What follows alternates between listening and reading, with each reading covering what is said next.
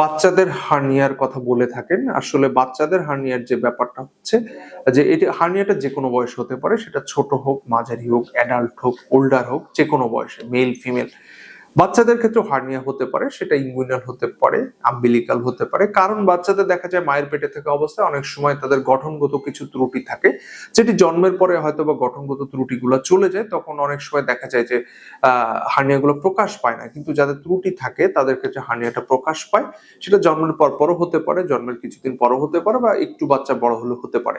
So লক্ষণগুলো মোটামুটি same. বাচ্চারা দেখা যায় কান্নাকাটির সময়, চিল্লাচিল্লির সময় পেটটা ফুলে ওঠে একটা নির্দিষ্ট জায়গায়, সেটা আম্বিলিকাস বা নাভিও হতে পারে বা কুচকিও হতে পারে।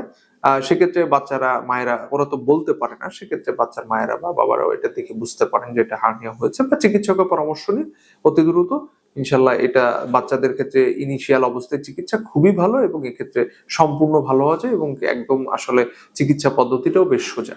সো বাচ্চাদের ক্ষেত্রে অবশ্যই দেরি করবেন না যে হার্নিয়া হয়েছে, ওয়েট করি, দেরি করি। অবশ্যই চিকিৎসকের পরামর্শ নিন। তিনি যদি দেরি করতে বলেন তাহলে দেরি করুন, এছাড়াও নিজের থেকে ডিসিশন নিয়ে প্লিজ দেরি করবেন না। সো এটা আমার পরামর্শ।